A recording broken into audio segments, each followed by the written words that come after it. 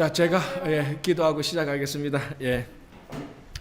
하나님 감사합니다. 오늘 또 이 시간을 기억하고 우리들이 함께 모여서 또 영상을 통하여서 주님의 말씀을 더 많이 알고 더 많이 실천하기 위하여서 성경 탐구 40일 공부하기 위해서 모였습니다. 우리들의 눈과 귀와 마음이 열리게 하여 주시고, 그리고 우리 삶 가운데서 주님과 동행하며 믿음 가운데서 사랑을 실천할 수 있도록 도와주시옵소서. 오늘도 우리들을 잘 깨닫게 해주시고 우리의 무지와 무식함을 깨우쳐 주시옵소서. 예수님 이름으로 기도합니다. 아멘. 자, 우리 지난주에 하다가 말았던 거 67페이지 한번 보시기 바랍니다. 이게 침묵시대 우리가 보면서 중간에 멈췄는데, 자, 우리 또한 10개 그 10가지 시대 한번 우리 마무리하고 가겠습니다. 자, 첫 번째 시작. 창조시대, 족장시대, 출애굽과 광야시대, 정복시대, 사사시대, 단일 왕국시대, 분열 왕국시대, 포로시대, 포로 귀환시대, 침묵시대. 이제는 이제는 구약이 쫙 요 10개로 쫙 펼쳐지죠. 요것만 알아도 사실은 설교자가 설교할 때 지금 어디 이야기를 하고 있다라는 것을 알 수 있어서 훨씬 더 수월하죠. 자, 이제 그래서 우리가 마지막 침묵 시대를 지금 보고, 이제 침묵 시대 했다고 해서 바로 신약으로 들어가는 게 아니고 그 시대별로 나누어서 지금 우리가 공부를 했지만 구약의 39권의 책, 그 역사가 전부 다 역사적인 것만 공부한다고 된다는 게 아시고, 이제 거기에 있는 우리가 쉽게 말하면 그 지혜 문학, 욥기, 시편, 잠언, 전도서, 요것도 우리가 한번 훑어보고, 그리고 그 다음에 예언서들이 시대별로 막 이렇게 분산되어 있습니다. 그리고 그 예언서도 한번 훑어보고 신약으로 넘어갑니다. 그래서 아직 신약으로 빨리 넘어가고 싶다는 마음을 좀 가라앉히고 구약을 좀 더 공부하겠습니다. 자, 67페이지 우리가 서로 줄을 이어봅시다. 그거 할 차례죠. 그죠? 10가지 시대의 거자 한번 보겠습니다. 자, 이제 1번 세력의 변천은 어느 거하고 같습니까? 그렇죠. 이건 쉽죠. 세력의 변천, 주변 세력의 숨가쁜 변천 속에 내부적인 분리가 일어나. 자, 우리는 이제 내용을 알고 줄을 끊는데, 제가 배운 어릴 때 공부 방법에 의하면은 정답을 맞추기 위해서 변천 단어만 딱딱 찾아서 줄을 싹 잇는 그런 아주 무식한 공부법을 배웠던 기억이 나서, 그래 공부하면은 요령만 넣습니다. 얍삽한 요령만 넣고 그렇게 하면 안 되고, 이게 이 내용이구나 같이 연결해야 됩니다. 자, 2번 정치적 당파들 어떤 게 있었죠? 마카비안, 헤롯 당, 열심당. 그죠? 이 사람들은 다 정치적인 파당들입니다. 그죠?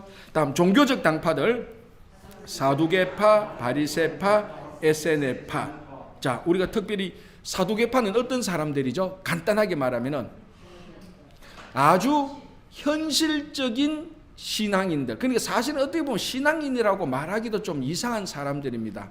자, 신앙이라는 것은 안 보이는 것을 믿고 영적 어떤 힘, 영적 세상, 영적 세계를 믿는 게 신앙인데, 이 사두개인들은 현실적인 것만 믿었거든요. 그래서 부활도 안 믿고 영생도 안 믿고 천사도 안 믿고, 그러니까 아주 쉽게 말하면 종교적인 도덕 생활 하는 겁니다. 그냥 영적인 거 안 먹고 우리가 종교적이니까 이렇게 좀 우리가 윤리적으로 살자, 도덕적으로 좀 살자.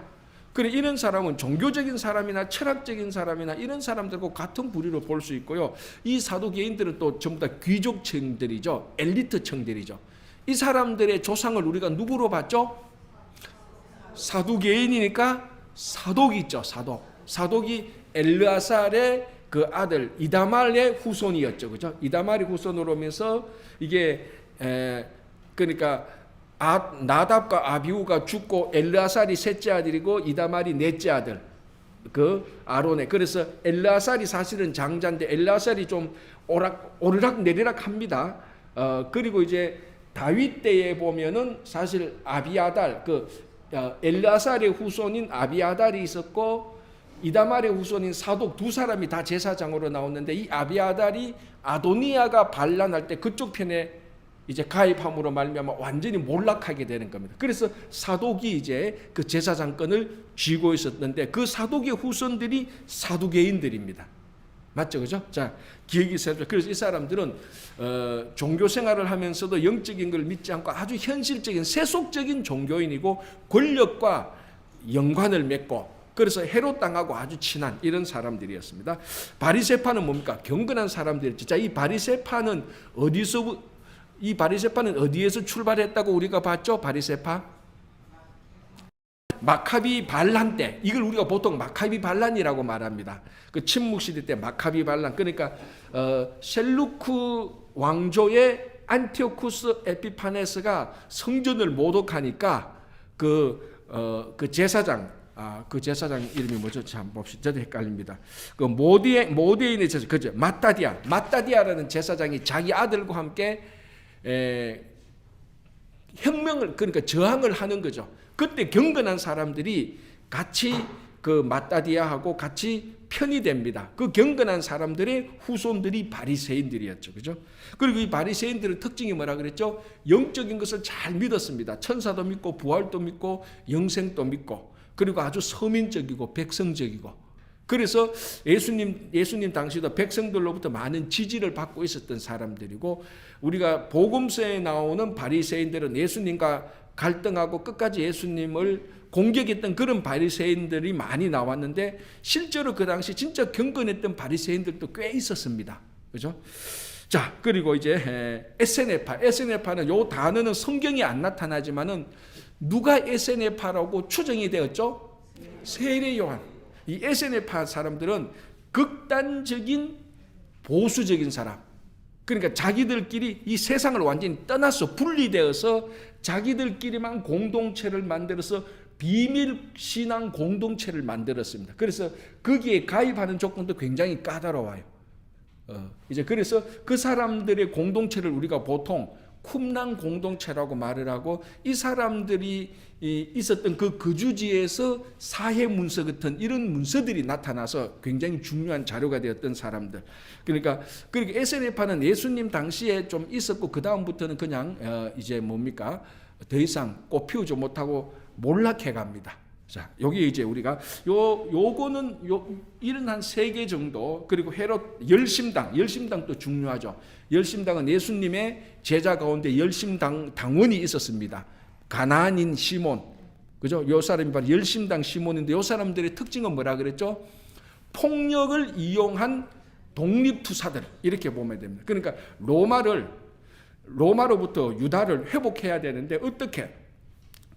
그 무력을 썼으라도 그 테러를 했으라도 힘이 있으면 전쟁을 했으라도 우리는 로마를 무찌르고 우리는 나라를 찾아야 된다. 그러니까 폭력을 사용하는 그런 유대인으로 보면 독립투사들 이런 사람들이었죠. 그죠? 자, 이런 게 중요했고요.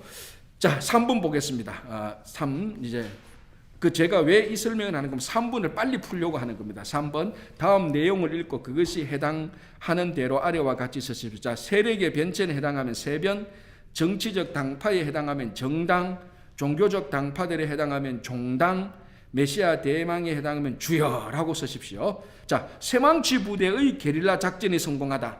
정당. 왜 정당이죠? 마카비한 사람이죠. 마카비 뜻이 쇠망치였잖아요. 그 마따디아의 아들 가운데 유다의 별명이 유다 마카비였습니다. 아주 강력한 리더십. 그러니까 정당이죠. 정치적 단체 마카비. 자, 다음에 집주인이 계속 바뀌는 월세방에 사는 사람의 신세라고나 할까? 그렇죠. 세력의 변천이죠. 집주인이 자꾸 바뀌니까 계속 바뀝니다. 뭐 주인이 크게 보면은 바사였다가 헬라였다가 로마였다가 막 세력이 계속해서 그 당시 그 가나안을 다스리는 집주인이 바뀌는 거죠. 자, 3번째, 세상은 꼴도 보기 싫다고 하면서 입 광야수도를 한 사람, 그렇죠? 에세네파죠. 그러니까 종당. 자, 그죠? 자, 그 다음에 수가성 여인이 우리 당신 따지게 된 것도 이때 일어난 일 때문임. 요걸 제가 설명을 앞에서 잠시 못했어요. 여기 세력의 변천 때에 세력이 막 변천하는 그 시대에 그러니까 사마리아는 그리심산에서 그리고 유대는 예루살렘에서 이제 그래서 그리심산과 예루살렘이 이제 성전 예배의 양대 산맥으로 나타나는 거죠. 그런데 원래 정통은 예루살렘이죠. 그러나 사마리아 사람들은 자기들 나름대로 그리심산에 성전 세워놓고 이것도 정통이라고 그렇게 생각하고 있었습니다. 그게 이제 요한복음에 나오는 사마리아 성 수가 여인과 예수님과의 대화에서 바로 그 문제입니다. 그래서 사마리아 여인 예수님에게 그 유대 사람들은 예루살렘에서 예루살렘 성전에서만 예배드리는 게 진짜라고 말하는데, 우리 사마리아 사람은 거기서 예배 안 드리고 그리심산에서 예배드리는데 우리 예배도 진짜인가요? 뭐 이런 식으로 이제 질문을 하는 거죠. 그때 예수님께서 예배는 신령과 진정으로 드리는 것이지 장소에 매이지 마라, 이제 그런 의미로 말한 거죠. 자, 그게 바로 세력의 변천, 그죠? 그때 이루어진 거죠. 자, 개파, 세파, 이건 우리끼리만 쓰는 겁니다. 요 공부할 때만. 개파, 세파 등 동물농장 시대가 있었습니다. 당시 종류, 개파는 뭐? 사두개파, 세파는 바리새파. 당연히 종교적인 그 단체죠. 그죠? 종교적인 당파죠. 다음에 헬라어를 중얼거리며 우아한 귀족 생활을 하는 것이 천국보다 좋다. 자, 누구였죠? 사두개인들. 그러니까 종당, 종교적 당파죠. 이 사람들은 천국보다 이 땅이 좋다. 그리고 귀족들이고 굉장히 헬라를 숭상했던 사람들입니다. 그래서 자기들이 그냥 유대 사람 말고 우리는 더 좋은 헬라에 동화되고 싶어. 이런 사람들. 그러니까 뭐라고 오늘날 우리 좀 비꼬서 말하면은 겉멋들은 전혀 허영기 있는 귀족적인 세속적인 신앙인이에요. 아니, 신앙인 아니죠. 세속적인 종교인입니다, 이 사람들. 그렇게 보면 되고. 자, 다음에 정치적이든 신앙적이든 떡 사줄 뿐이든 우리는 메시아가 필요해요. 주여. 그래서 메시아 대망이죠. 너무 쉽고. 자, 우리의 상대는 로마입니다. 우리는 식칼을 가지고 다닙니다. 정당. 어느 파죠? 네, 열심당의 셀로 땅. 이 사람들은 그 셀로 땅 안에서 제일 과격한 사람들. 항상 그 안에 칼을 가지고 다닙니다. 이 칼 이름을 시칼이라고 그래요. 시칼이. 자객. 그죠? 다음에 좋은 게 좋은 것 아닙니까? 뭐니 해도 돈 많은 헤롯이 좋아요. 정당. 무슨 당이죠? 헤롯 당이죠. 당연히 헤롯 당이죠. 헤롯에게 딱 붙어가지고 권력의 단맛을 먹고 사는 사람들. 다음에 무대 준비는 끝났습니다. 주인공만 등장하면 됩니다. 주여. 메시아 대망이죠. 다음에 율법, 경건, 그것이 우리가 좋아하는 것입니다. 그래도 돈이 더 좋지요. 종당. 누구? 너 잘 보십시오. 돈이 자, 율법, 경건, 이거는 바리새인이요. 자, 이제 돈이 좋다고 말하니까 사두개인이라고 생각할 수 있는데, 그 당시 형식적인 바리새인들도 여전히 겉으로는 경건한 척하면서 속으로는 세속적인. 그리고 아까 제가 말했죠, 그 바리새파 가운데 좋은 바리새파도 없었던 건 아니지만은 전체적으로 형식적으로는 경건한 척하면서 결국 그 속은 여전히 세속적인 사람들이었다. 그게 바리새인들이었죠. 자, 잘 했습니다. 자, 이제 그 다음에 지도 한번 보겠습니다. 이 지도는 그냥 밑에 그 A, B, C, D 이 찾아서 그 답만 쓰면 되는 겁니다. 그러나 답 쓰는 게 목적이 아니고 지도를 이해하는 게 목적이죠. 그죠? 자, A. 제일 오른쪽에 A, 바사가 이쪽 지형이죠. 자, E가 가나안 땅입니다. E가 이스라엘 땅이에요. 여기 지금 검정색이고 칠해진 게 바다입니다. 그죠? 지중해에 있고 흑해에 있고, 그죠?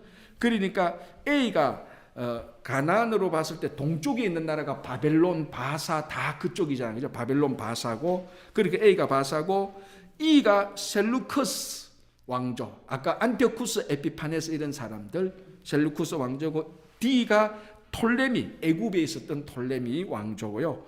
B는 헬라. 그리고 이거는 이제 뭐 그 지도 따라가면 C는 로마가 이쪽이고 헬라가 이쪽에 있고, 그죠? 이제 그런 것들 한번 지도로 해서 보면 되고, 이렇게 해서 침묵 시대는 끝이 납니다. 자, 이제 바로 신약으로 넘어가기 전에 두 묶음을 공부해야 됩니다. 첫째 묶음은 다르게 말하면 지혜 문학, 욥기, 시편, 잠언, 전도서. 그리고 또 한 묶음은 예언서. 자, 지금까지는 우리가 역사적으로 쭉 살펴봤습니다. 그죠? 그래서 10가지 시대를 역사적으로 창조시대부터 침묵시대가 역사적으로 쭉 봤어요. 여러분들이 구약시대를 역사적으로만 공부하겠다 하면은 요까지만 딱 하면 되는 거예요. 그러나 큰 두 묶음을 우리가 역사적으로 보면 놓칩니다. 그 하나 묶음이 욥기 시편 잠언 전도서로 나오는 시가서 또는 지혜문학이라고 말합니다. 왜 시가서라고 말하는가 하면은 그 안에 원래 히브리어 원어로 보면은 시적인 내용들이 굉장히 많죠. 시편은 당연히 시고 욥기도 보면은 그 대화하는 내용들이 뭐 엘리바스나 소발이나 빌닷이나 나중에 엘리후나 욥이나 이렇게 대화하는 내용들이 우리 한국말로 보면은 이게 시적인 게 전혀 느끼지 않습니다. 그러나 히브리어 원어로 보면은 전부 다 마치 오페라 때 오페라 때 노래하는 것처럼 뮤지컬처럼 노래하는 것처럼 그런 시편의 내용 시적인 대화들이 굉장히 많이 들어갔습니다. 욥기도.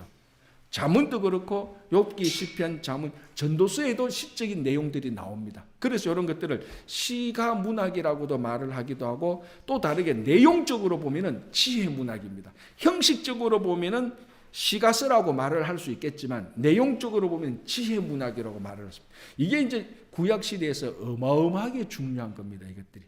이런 내용들이 그거를 보고 그리고 이사야로부터 말라기까지 예언서, 예언자들이 어느 시대에 살았으며 그 사람들의 주된 메시지가 무언가 이제 그걸 우리가 또 한번 역사적인 배경에서 살펴봐야 되는데요. 자, 우리 교재 보겠습니다. 69페이지는 여러분들 읽어보시면 되고 자, 70페이지로 넘어가겠습니다. 한번 복습 우리 간단하게 하고 넘어가겠습니다. 자, 복습 구약 우리가 처음 할 때 처음 17권은 역사서 지금 우리가 이거 공부한 겁니다. 그죠? 역사서 요거 공부했죠? 이제 두 번째 시가서를 공부해야 됩니다. 그리고 그 다음에 예언서를 공부해야 됩니다. 아직 그러니까 큰 묶음 두 개를 어떻게 보면 구약에 세 묶음이 있는데 이제 한 묶음을 공부했습니다. 근데 이게 사실은 제일 큰 뼈대죠. 제일 큰 뼈대죠. 이 제일 큰 걸 이제 우리가 공부를 했고 이제 두 번째 묶음은 시가서, 형식적으로 시가서, 내용적으로는 지혜문학을 이제 우리가 뭐 오늘 다 끝내긴 어렵고 오늘과 다음 주에 우리가 간단히 살펴보고 그 다음 주에는 예언서를 보겠습니다. 자, 17권 역사서, 자 5권은 시가서, 욥기 시편 잠언 전도서, 그리고 그 다음 17권은 예언서다. 이사야로부터 말라기까지인데요.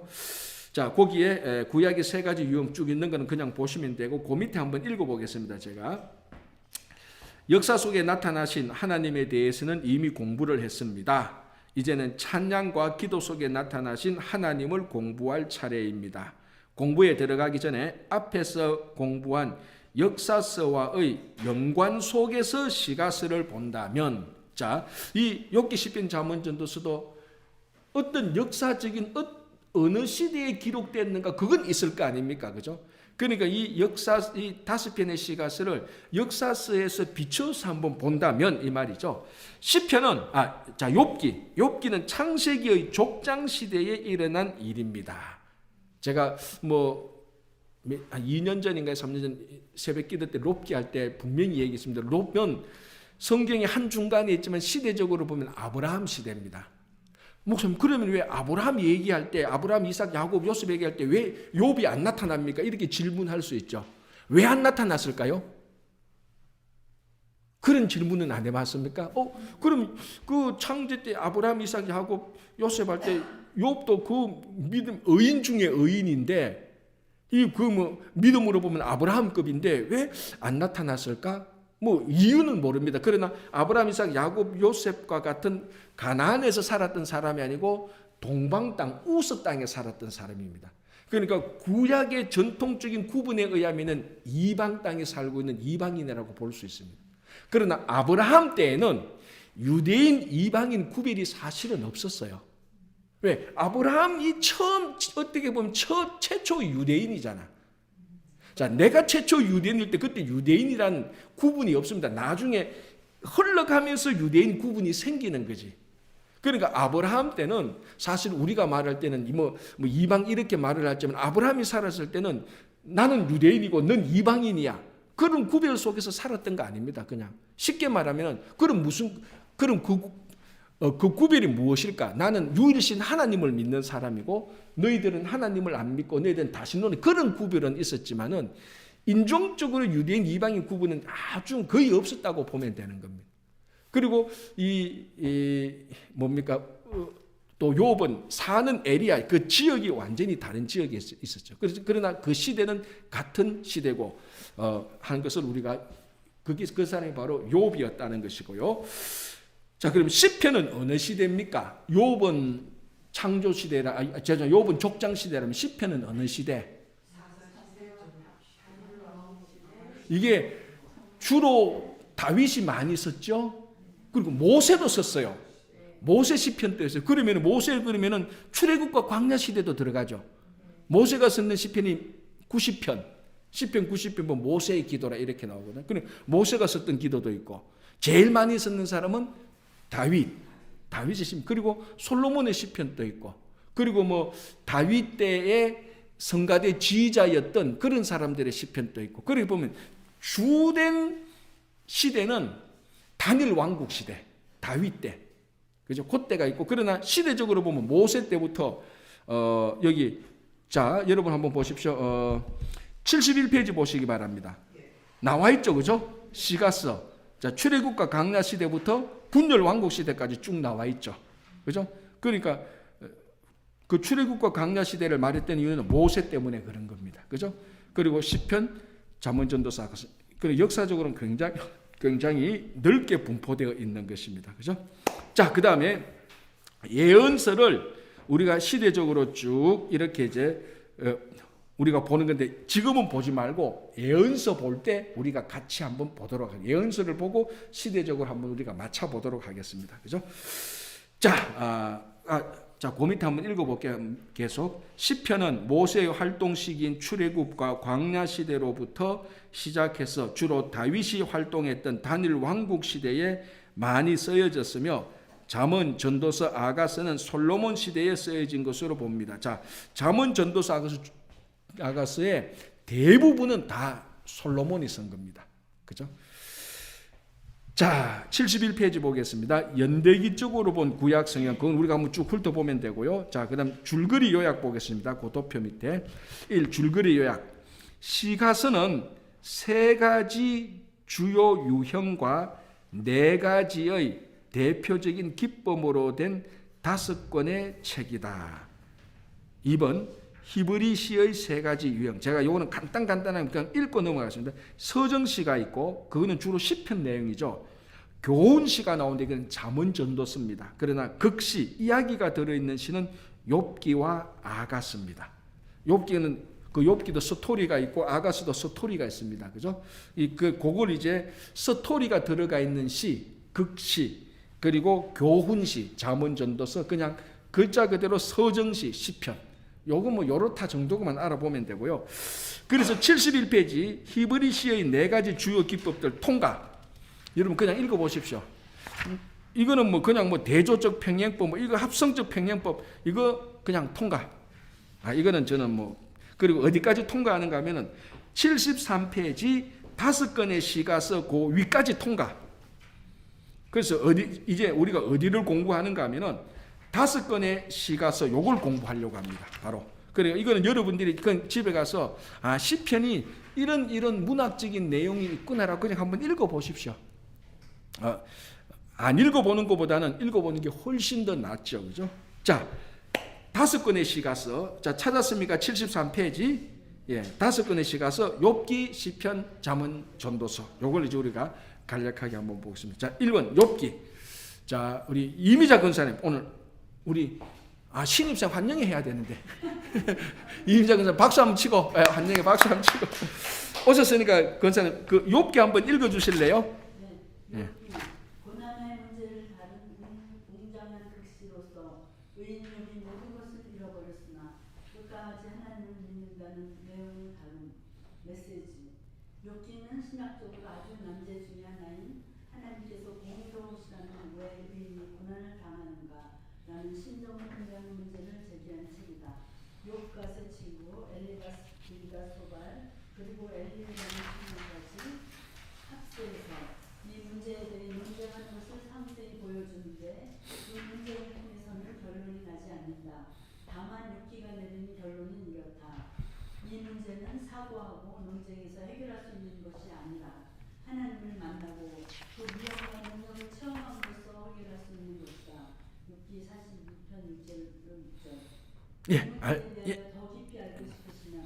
마치 헤로드 쿠시너가 쓴 착한 사람에게 나쁜 일들이 일어날 때라는 책을 참조하십시오.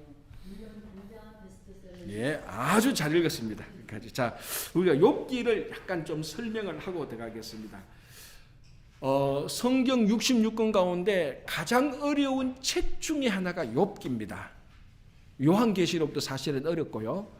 욥기도 어렵고 다니엘서도 부분적으로 어렵고 우리가 좀 읽어서 일단 역사서가 아닌 거는 좀 어려운 쪽이 좀 들어가요. 역사서는 그래도 스토리가 있으니까 쉬운데 이 욥기는 진짜로 이거는 그냥 읽어도 이게 시도 아닌 것이 스토리도 아닌 것이 대화도 아닌 것이 일단 내용 자체를 읽으면은 욥기 4편 5편 넘어가면은 아 이거 진짜 굉장히 익사이팅하구나라고 할 사람은 100에 한둘도 없어요.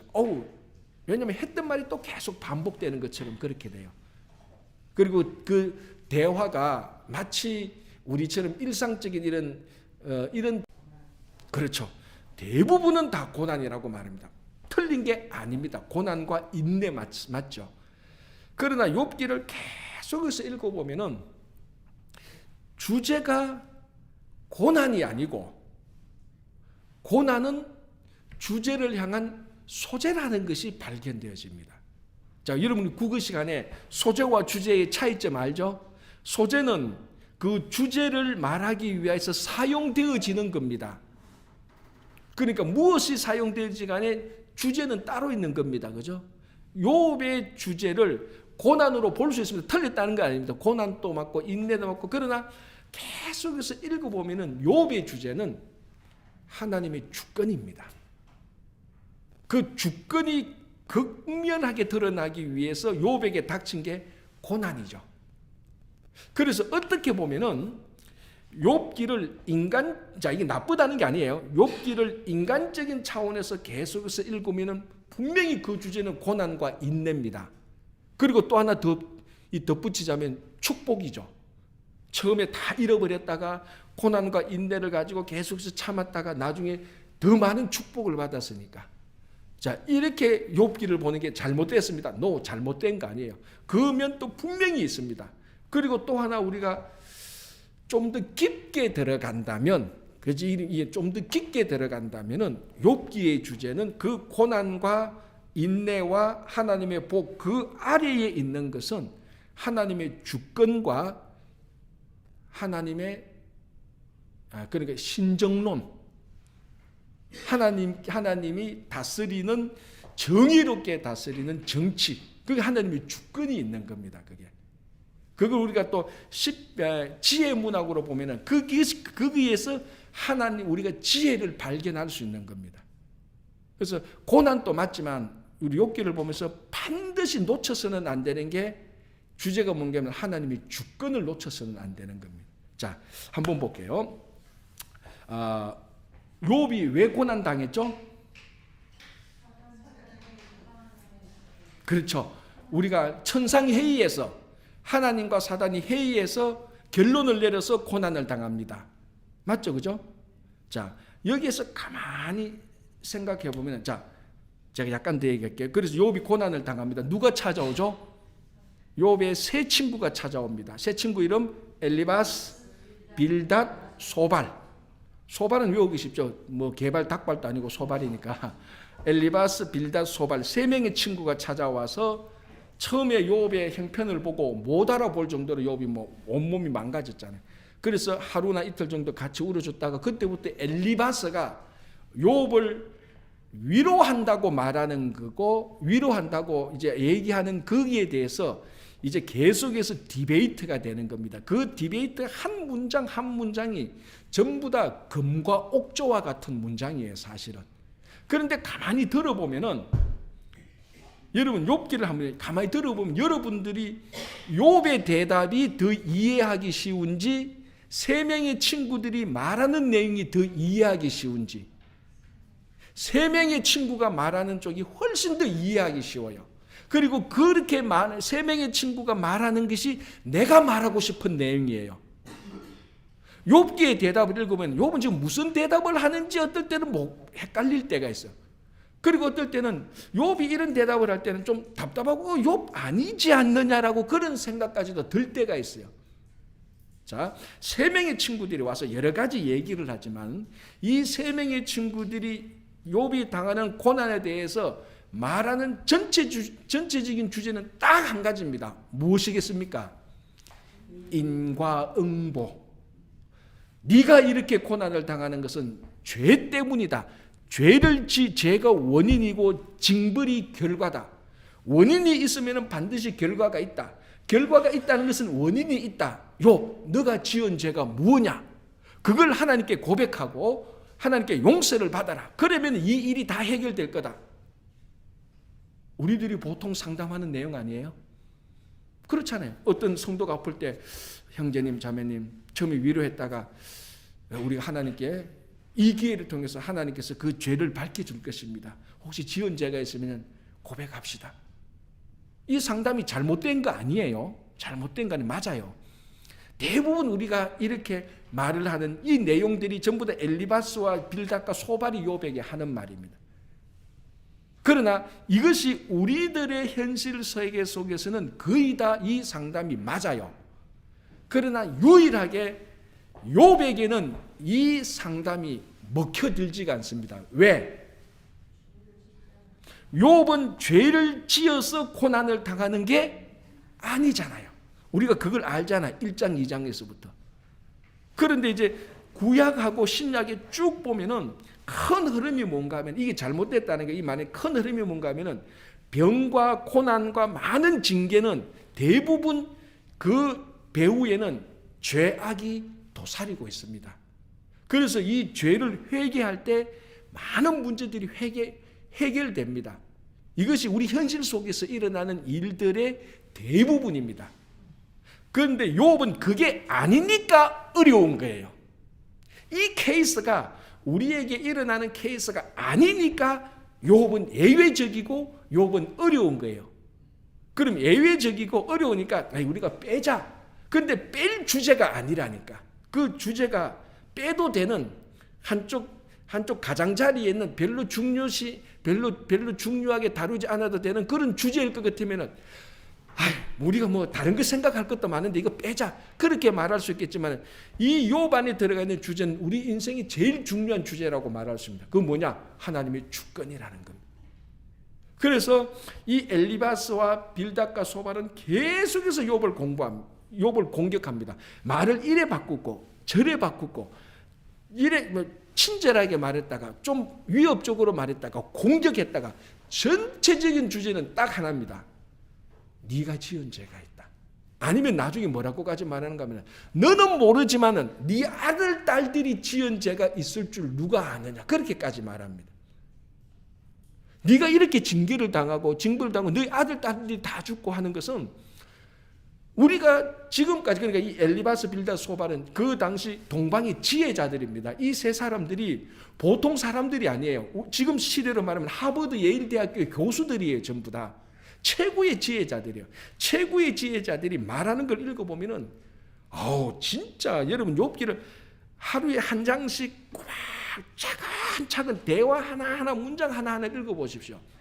한 문장이 어마어마한 무게감이 있는 거예요. 우리가 욥기 우리가 이렇게 얘기하니까 욥이 맞고 엘리바스 빌닷 소발은 다 틀린 말이야. 이렇게 간단하게 볼 게 아니고 그 사람들의 이야기를 읽어보면은 욥이 틀렸고 이 사람 얘기가 맞다니까요. 우리들이 읽어보면은 이 엘리바스 빌닷 소발이 하는 말이 가슴에 꽉꽉 들어오고 은혜가 돼요. 굉장히 은혜가 돼요. 그런데 이게 제가 말해 예외적으로 욥에게만 해당이 안 되는 거예요. 왜? 욥은 자기 잘못이나 죄악에 상관없이 고난을 당하거든. 이 고난은 왜 당하는 고난이냐? 죄와 상관은 하나님의 주권에 의한 고난을 당하는 겁니다. 그 천상 위에서 하나님이 죄와 상관없이 주권으로 고난을 주잖아요. 한번 보자. 그래 욥이 잘못한 거 없이도 우리가 고난을 주는데도 욥이 하나님을 섬기는지 안 섬기는지 한번 해보자. 하나님 쉽게 말하면 하나님 마음대로 한 거예요. 그게 고난으로 다가온 거예요. 자, 그러면은 그래서 이 엘리바스, 빌닷, 소발이 계속해서 욥을 공격하는데 욥은 그 사람들의 공격에 의하여서 무너지지 않습니다. 다 막아내요. 왜? 자기는 진짜 잘못해서 고난 당하는 거 아니니까. 그런데 욥이 무너집니다. 뭐 때문에 무너지냐? 자기 자신 때문에 무너집니다. 나중에 세 명의 친구가 나오고 엘리후라는 사람이 나와서 욥을 막 질책합니다. 그 질책하는 내용이 뭔가 하면, 자, 잘 들으십시오.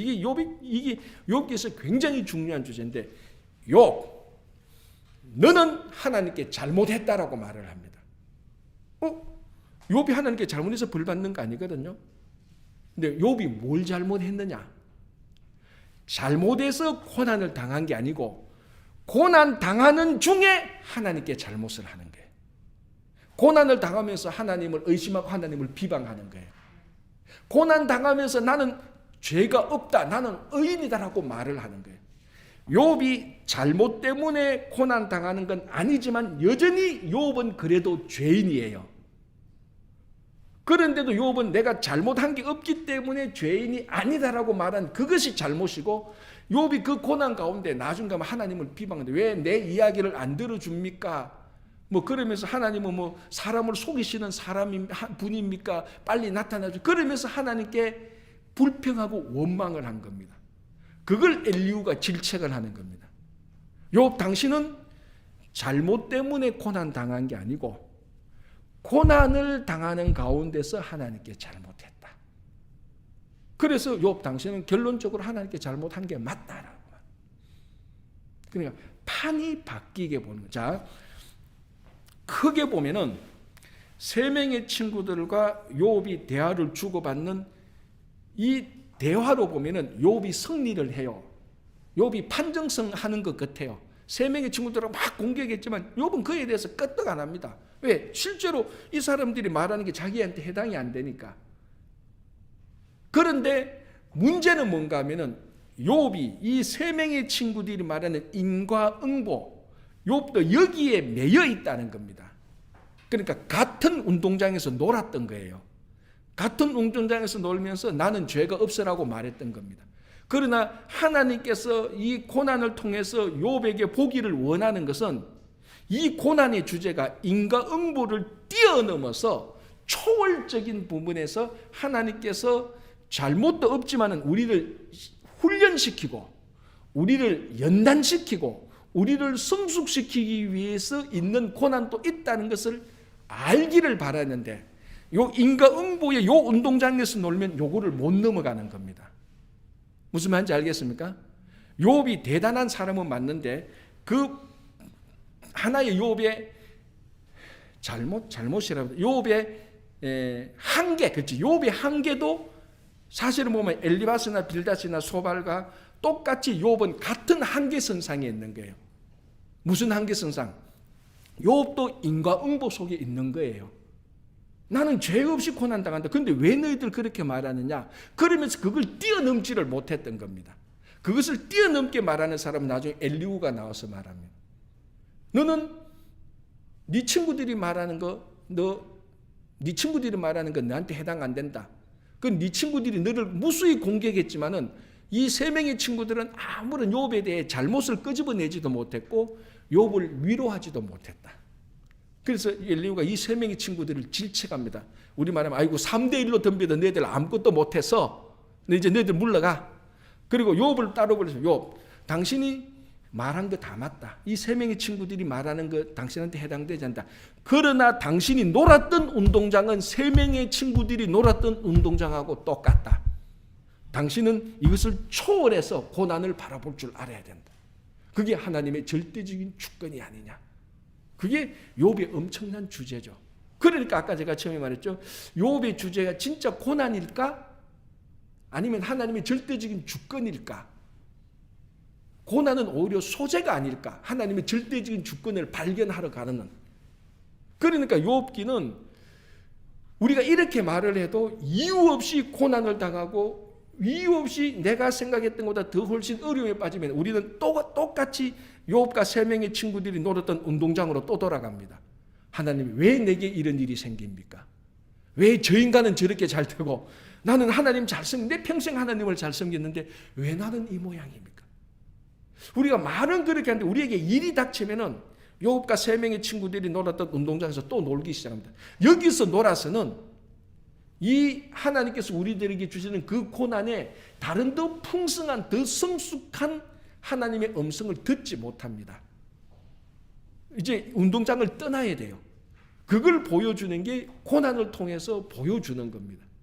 그래서 나중에 엘리후의 말을 듣고 드디어 욥기 38장에서 하나님이 나타나는 거 아닙니까? 하나님이 나타나서 첫 마디가 뭡니까?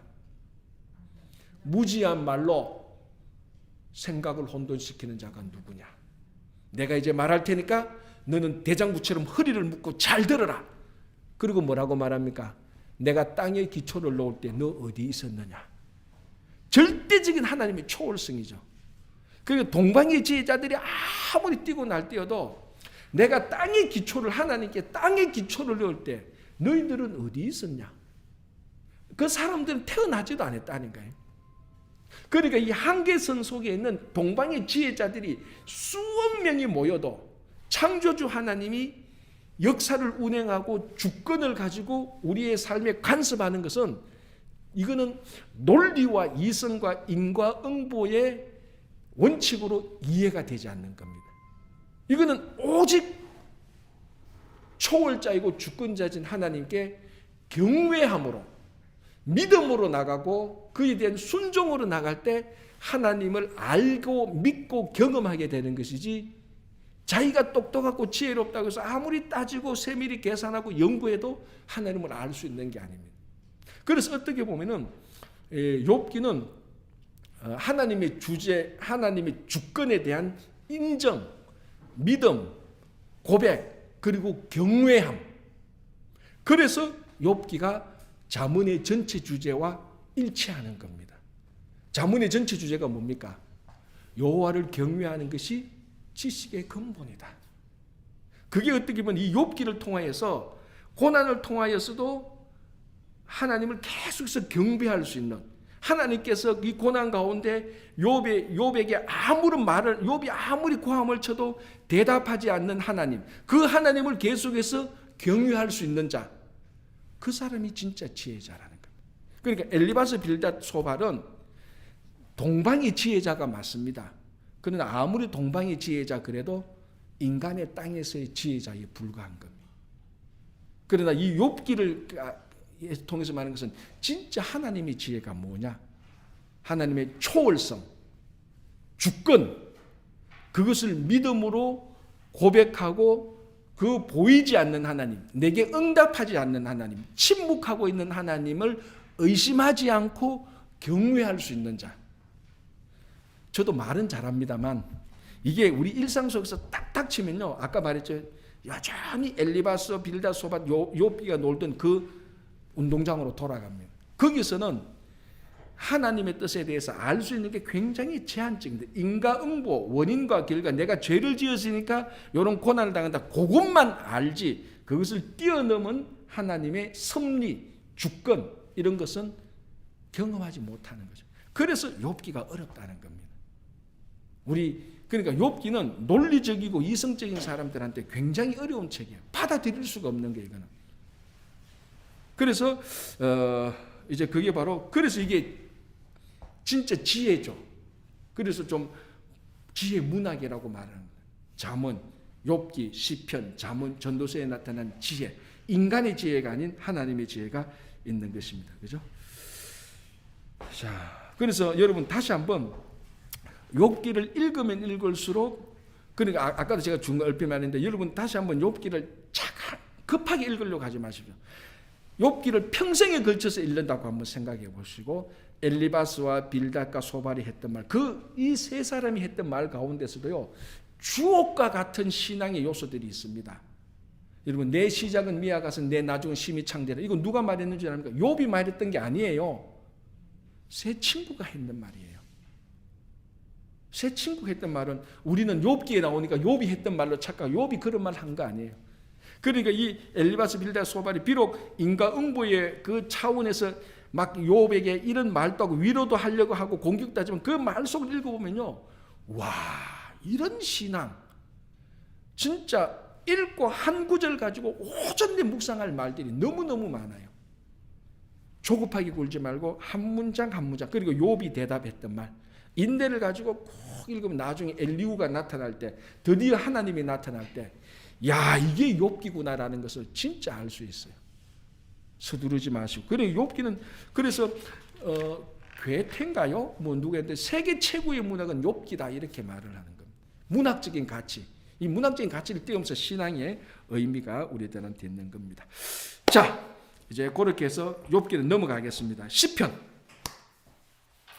이거는 뭐 읽기 좀 그러니까 제가 좀 간단하게 읽고 설명할게요. 시편. 시편은 몇 편까지 있죠? 150편. 그죠? 150편. 자, 시편 읽어보세요. 150개의 찬양과 기도와 시를 모은 것으로 5개의 묶음으로 되어 있으며 4개의 주요 유형으로 나눌 수 있다라고. 자, 시편이 150편인데 한 묶음, 두 묶음, 세 묶음, 5묶음으로 제1권, 제2권, 제3권, 제4권, 제5권이 되어 있어요. 여러분 다 시편 읽을 때 그거 발견했어요? 자, 한번 봅시다. 시편 한번 볼게요. 시편 1편 보겠습니다. 시편 1편 여러분 1편 1장 앞에 뭐라고 되어 있죠? 제1권으로 되어 있지 않나요? 아니, 복 있는 사람 그 앞에 대부분의 책은 그렇게 간단하게 주석해 놨을 건데 제1권 대가 있죠? 제1권 없는 성경책도 있나? 제1권 대 있죠? 1권이 어디서 어디까지입니까? 1편에서 41편이죠. 자, 41편 보시기 바랍니다. 쭉 가서 41편. 자, 이스라엘의 하나님 여호와를 영원부터 영원까지 송축할 줄로다. 아멘, 아멘. 자, 42편 뭐라고 되어 있죠? 제2권. 그렇죠. 요거부터 두 번째 묶음.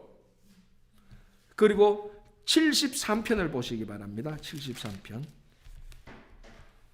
자, 72편 20절 이새의 아들 기도가 끝나느라 73편 아삽의 시 하나님이 참으로 그 중간에 뭐라고 되어 있습니까? 제3권 되어 있죠? 성경책에. 제3권.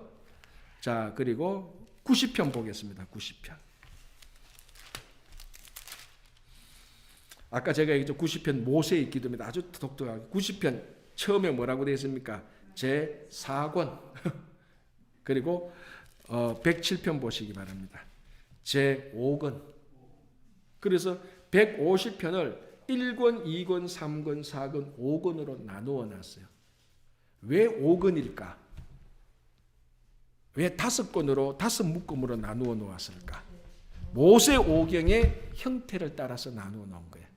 이거는 모든 학자들이 다 말하는 겁니다. 모세 오경이 5권인 것처럼 시편도 5묶음으로 나누어 놓은 거예요. 그래서 하나님은 인간에게 5개의 율법을 주었다면은 모세오경을 통해서 시편을 통해서 하나님은 인간은 하나님에게 5묶음의 신앙의 반응을 보인다는 형식적인 의미가 들어가 있는 겁니다. 자, 이거는 우리가 설교할 때 제가 이런 건 안 하죠, 그죠? 그러나 이는 성경 공부할 때만 배울 수 있는 내용들입니다.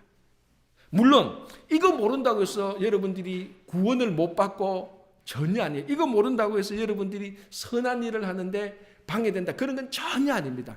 그러나 이 시간을 통해서 시편이 이렇게 구성이 되어 있구나 하는 아는 것도 밖에 나가서 좀 유식한 척 할 수 있잖아. 시편 그런 거 아니야. 시편 원래 5권으로 되어 있어. 이러면 다른 사람이 와, 니 많이 아니 그렇게 좀 폼 잡을 수도 있지만 중요한 건 이런 형식을 아는 게 중요한 거죠. 자, 그리고 요 5권인데 5권의 마지막 책. 자, 1권의 마지막 책은 41편이죠. 41편 13절이 제1권의 마지막 구절입니다. 그리고 이 5묶음의 마지막 구절은 항상 송영으로 끝나는 형식으로 되어 있습니다. 그러니까 자, 이런 형식을 보면은 시편을 아무나 1편 쓰고 2편 쓰고 그렇게 했는 게 아니죠. 적절한 의도와 적절한 목적에 맞추어서 쉽게 말하면 편집이 된 겁니다. 그래서 여호수아까지는 1권, 1권의 마지막은 41편, 41편의 13절. 자, 한번 봅시다. 41편 13절. 어떻게 끝나고 있는가? 이스라엘의 하나님 여호와를 영원부터 영원까지 송축할지로다. 아멘, 아멘. 송영으로 제1권이 끝나요. 자, 제2권은 72편 18절 19절이 72편 18절 19절이 2권의 마지막입니다. 그 영화로운 이름을 영원히 찬송할지어다. 온 땅에 그의 영광이 충만할지어다. 아멘, 아멘. 이새의 아들 다윗의 기도가 끝나니라. 송영으로 끝납니다. 당연히 89편 52절, 106편 48절을 또 그렇게 끝나죠. 시편 150편은 그럼 뭡니까? 시편 전체의, 그래서 150편은 5권의 마지막인 동시에 시편 전체의 마지막이죠. 그래서 150편 전체가 다 송영이에요. 시편 1편은 제1권의 시작이기도 하지만 시편 전체의 시작이에요. 시편 제1편의 주제가 뭡니까? 복 있는 사람은, 복 있는 사람. 그게 제1권의 주제지만 시편 전체의 주제이기도 합니다. 복 있는 사람. 자, 이제 여기서 복을 세상이 말하는 물질주의, 기복주의 복을 말하는 게 절대로 아닙니다. 하나님과의 관계성에서 살아계신 창조주 하나님을 믿고 그 하나님과 함께 동행하고 그 하나님을 알고 그 하나님을 경험하는 자의 복, 그것이 가장 근본적인 복입니다. 우리가 이제는 이런 우리가 복에 대한 개념을, 복에 대한 생각을 이제는 점점 더 고치고 더 성숙해져 나가야 됩니다. 그럼 목사님, 물질이 우리한테 많이 오는 것은 복이 아닙니까? 그거 복이죠. 물질과 신분과 출세와 성공, 그거 복입니다. 그러나 그것이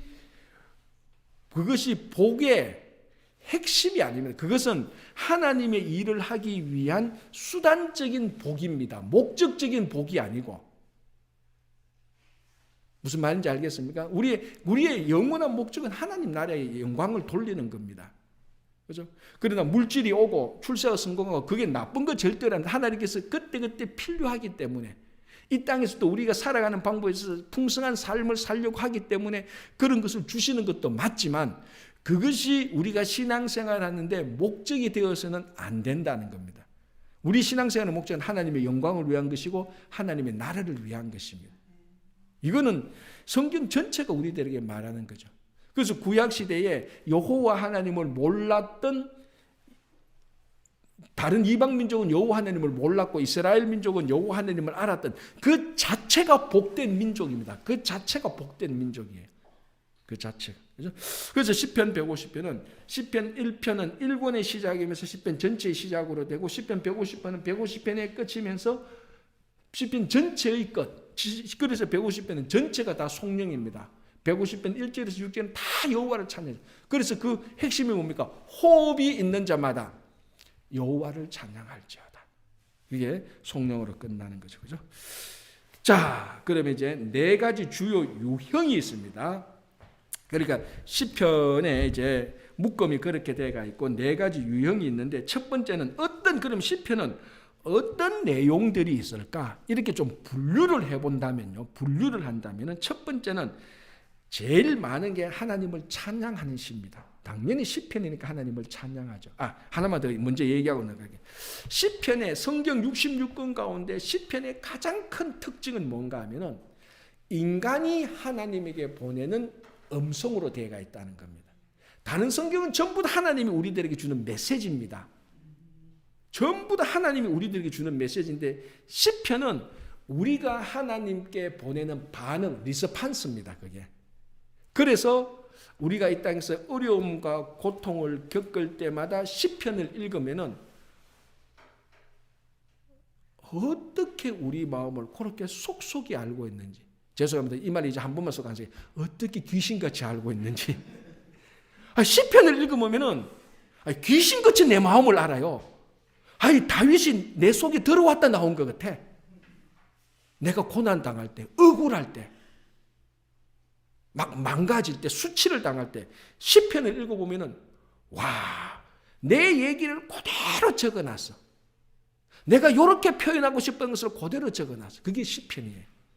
그래서 감옥에서 제일 많이 읽는 책이 시편입니다. 왜? 자기의 여기 또 시편에 뭐 회개하는 시도 많잖아요. 탄원시.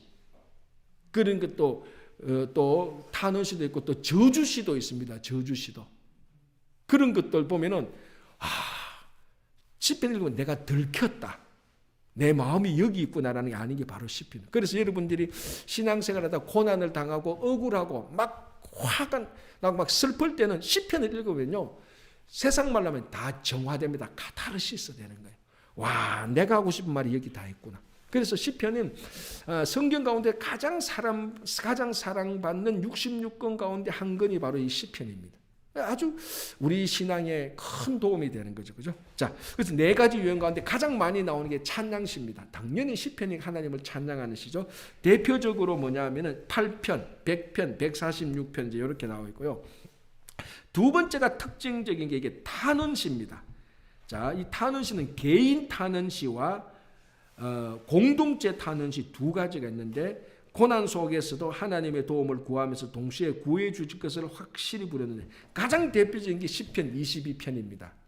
그 무슨 내용이 나오죠? 나의 하나님 어찌하여 나를 버리시나이까. 예수님께서 십자가에 달려가실 때 엘리엘이 라마 사박다니 그 말씀을 인용했던 문구가 시편 22편 하나님께 탄원을 하는 거잖아요.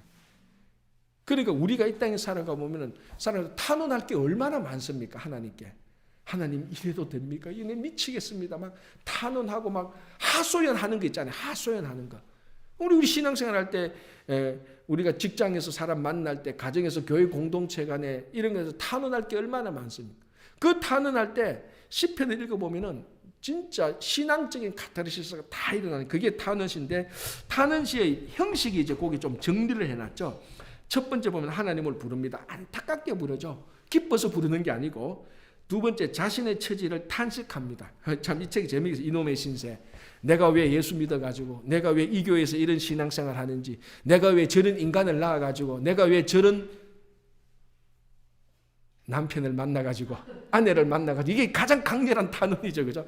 아이고 내가 저 원수를 왜 만나가지고 자기 신세를 탄하기 시작하는 겁니다. 그리고 난 다음에 하나님께 대한 신뢰를 고백합니다. 하나님 내 사정 알죠? 내 이 모양 이 꼴 알죠? 그거 이제 하나님께 내 알고 있죠. 하나님께 신뢰를 고백한 다음에 간구. 자, 그러면 알면 하나님 가만히 있으면 어떡합니까? 이거 끄집어 줘야 되잖아요. 엉엉 울면서 하는 간구 D. 다음에 E. 확신의 말. 그래, 하나님은 도와줄 수 있을 거야. 알고 계실 게 이제 그런 식으로 나오고 F. 찬양의 맹세. 그리고서 이걸 뒤집어서 말합니다. 나는 이제 하나님 끝까지 믿을 거요. 찬양하면서 살 거요. 그럼 하나님 알아서 해야 됩니다. 어떻게 보면은 약간 뭐라 그럽니까? 우리 말로 하면은 좋은 의미로 위협 비슷하게 나 이제 하나님 찬양하고 살 테니까 내가 찬양하는 삶이 되도록 해주세요. 그겁니다. 내가 하나님 이제 내가 감사하게 살겠습니다. 그럼 내가 감사하는 삶이 되도록 하나님 책임져 주셔야 돼요. 이런 말이죠. 자, 그 보십시오. 그래서 F 찬양의 맹세. 이제 나는 하나님을 찬양하며 살 거야. 이렇게까지 하는데 안 들어줄 수 있나? 이제 아주 우리말로 쉽게 풀어놓은 거. 이게 탄원시의 주제. 왜냐하면 탄원시를 자칫 읽으면은 이거 뭐 밑도 끝도 없이 그냥 욕만 실컷 하고 끝나는 것 같아요.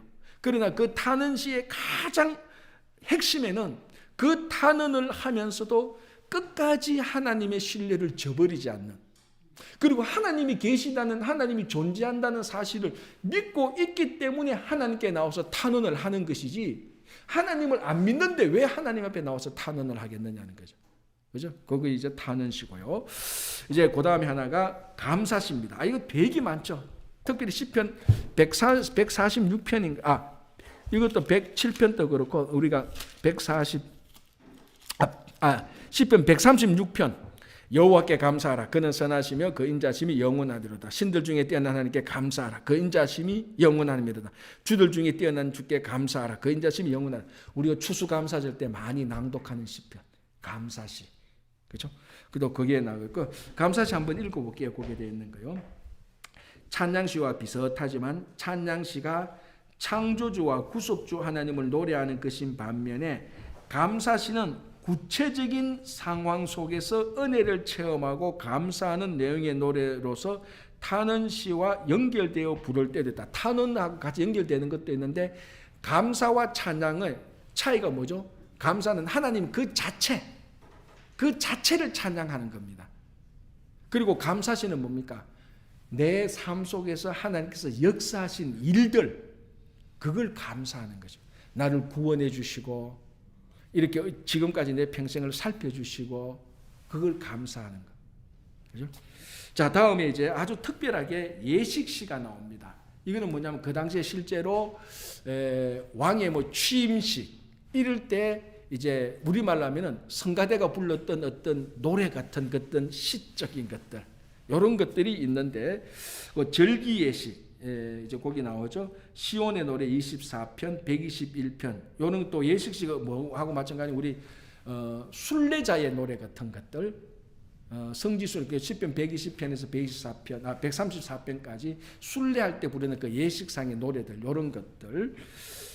언약을 그리고 이제 언약을 새롭게 하는 맺는 예식 뭐 왕리, 즉위 예식 요런 것들이 있고 그리고 국가적인 절기 이외에도 여러 가지 예식에서 부르는 그러니까 시편이 뭐 마구잡이를 이렇게 막 쓰는 게 아니고 좀 분류를 해보면은 크게 하나님께 찬양하는 내용들, 탄원하는 내용들, 그 탄원 속에는 신뢰가 같이 있습니다. 신뢰 시하고 탄원하고 같은 거예요. 그리고 하나님께 내게 주신 감사하는 내용들, 그리고 어떤 중요한 예식을 통해서 부르던 노래인데 그 예식시를 읽어보면 그 예식에 합당한 신앙의 요소들이 들어가 있는 겁니다. 굉장히 은혜로운 것들이 많아요.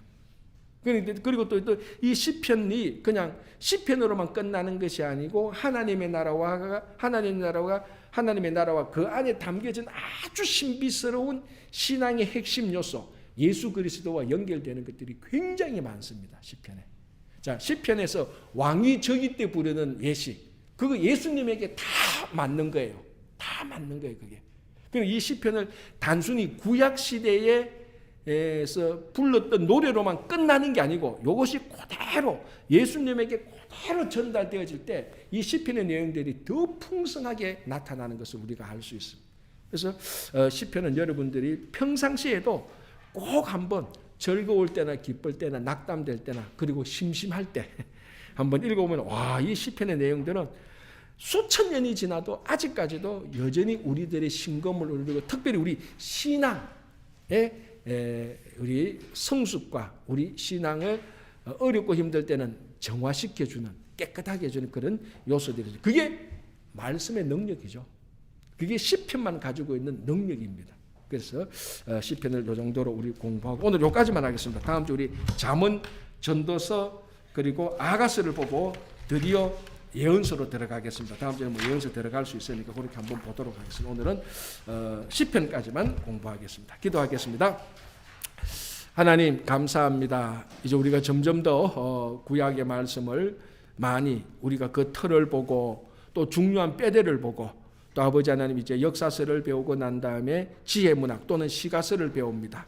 아버지 우리가 좀 더 형식을 알고 좀 더 내용을 잘 공부할 수 있도록 그리고 아버지 우리가 여기서 배웠던 것을 머리로만 지식에서만 머무는 것이 아니고 우리 삶 속에 그대로 나타나고 실천할 수 있는 성숙한 하나님의 자녀가 되게 하여 주시옵소서. 돌아가는 발걸음도 지켜주실 것을 믿으며 예수님 이름으로 기도합니다. 아멘.